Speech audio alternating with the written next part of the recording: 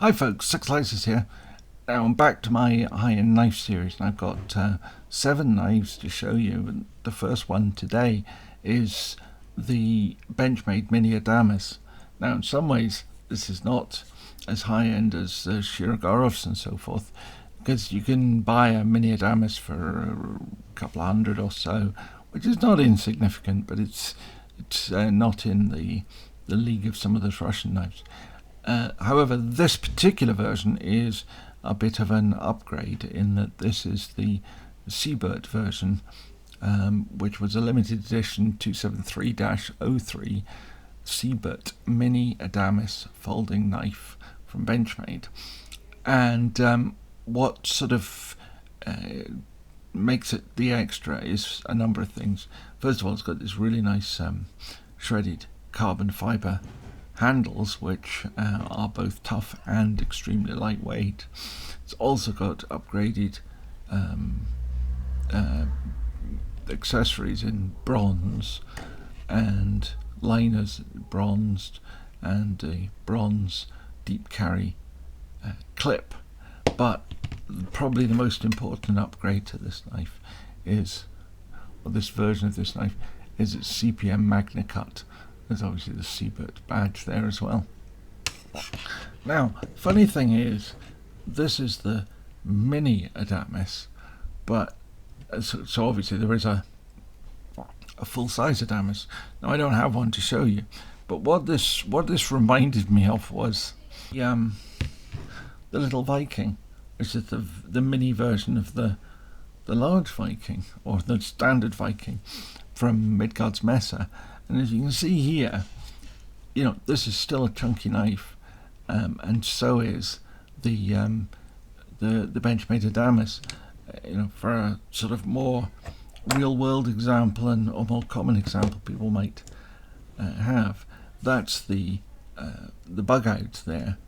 Now, the bug out is smaller than the Mini Adamas, but I think it's generally considered to be a full-size knife. Or equally, the Benchmade bailout, which is pretty much almost the same size, a slightly longer blade. Slightly longer overall, but in terms of its sort of size overall, particularly the sort of the thickness of it, the girth of it, it is chalk and cheese really. The bailout is much thinner. It follows the it's a sort of follow out of the bug out family. So you can see it's much wider, and it's much wider, and it doesn't want to sit on its back. Now, so this is actually, I say it's a relatively big knife. I mean, it's not. It's practical and carryable, I think, is probably the thing, rather than it being small. I think I hate to think the full size Adamas must be pretty hefty to pocket now, because this is almost 8 inches long, 7 3/4 anyway, and you've got a blade here of over 3 inches, 3 3/8, something like that, inches of blade.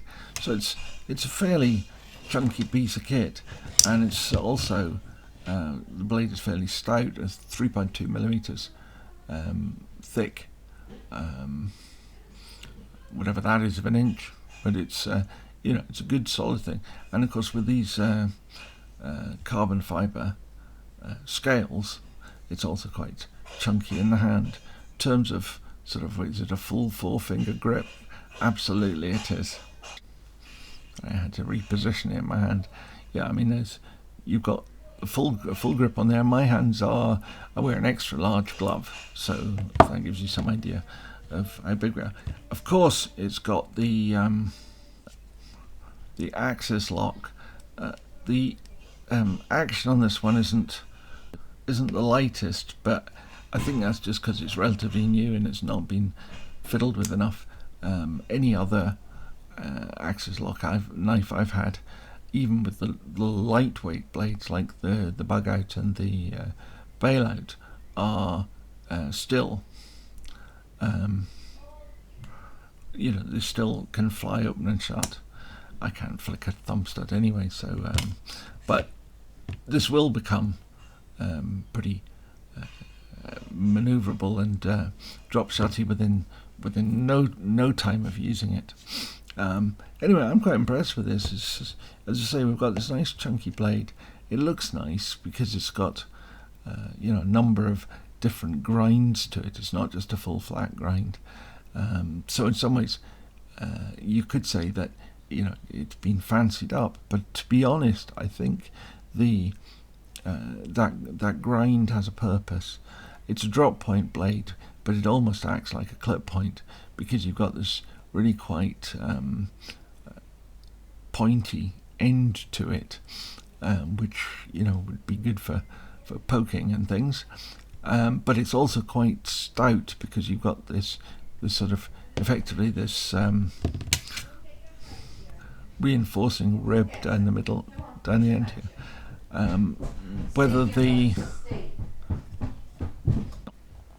fuller saves any weight, I don't know.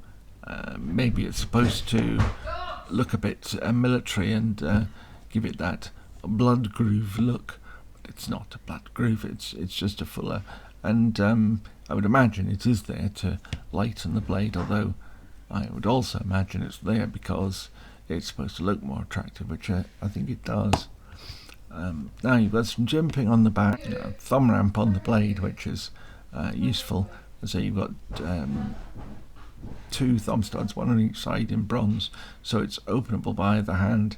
It's an axis lock, so it's in that respect it's fully ambidextrous, and the clip is reversible, so you could quite easily turn this into a left-handed knife like my bailout is here, as I swap the clip over.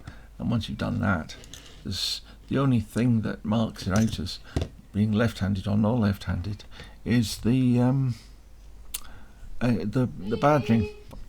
And I'll just do one final comparison because I've got it here, and just to dispel any ideas that mini means it's small. It simply means it's smaller than the full-size one. So here is the small Sebenza, which is often my comparator for most things, and it's absolutely dwarfed by this knife. Granted, it's quarter of an inch or 3/8 of an inch shorter in the handle, half an inch shorter in the blade, but that really makes quite a difference.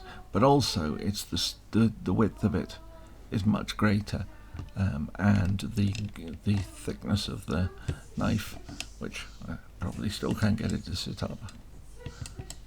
Well, there we are. I just thought I should do, if I did it on the other side where it doesn't have the thumb ramp. You see, in comparison to the Sebenza there, it's really a chunky knife. So this is a good practical knife. This is one of those ones where normally I would run straight for the large size because I've got big hands, but I would think if I was going to carry this, I'd probably want to go for this size because the large one, will be a real thing in your pocket. This is not insignificant in your pocket. Anyway, now while I'm just folding this up, I just hear my wife in the background singing "The Wheels on the Bus." That's because my granddaughter's here, and it's not a visit until she's had some cocomelon and sung "Wheels on the Bus Go Round and Round." Anyway, it's lovely to have her here. I'm enjoying it. Okay, so I think that's about all I have to say about the Mini Adamas, other than the fact I really quite like it. I think it would be a good knife to carry. Of course, in Britain you can't carry it because it's a locking knife and it's over 3 inches. But this is the sort of knife that you might have a justification for carrying if you were doing some outdoor activities that required a knife. This is the sort of knife you could argue for and make a case for. Now, not to say that you necessarily win your case, but I think this is one where if you were doing an outdoor task that required a tough knife, this is one you could say to a policeman, I think this is reasonable. I don't think you would have the same success with Shirogorov like that. It's Cherbakov like that, because it doesn't have that chunky usefulness. It's elegant and smart and whatever, but there's no way you could argue that you need that knife over a smaller knife. Whereas I think one could argue with the Adamas here that it was required for the job that you're doing. If you're doing outdoor work, you're a farmer or a builder or whatever else you do that requires your hands, or if you're just going to the woods and you don't want to carry a sheath knife, this might be a good alternative. Anyway, there we are. If you like this stuff, please give it a thumbs up. It's very helpful to me. And subscribe if you haven't already. There's, say, 7 knives in this particular bunch. And I've also got a few Sheffield knives coming up, which I will get round to in the next few weeks. And comment. Please comment. I'm terrible at replying to comments, but it doesn't mean I don't read them. I do find it sometimes difficult to type. So, but do that because it really helps the channel get promoted. Okie doke. Thank you very much, folks. Bye.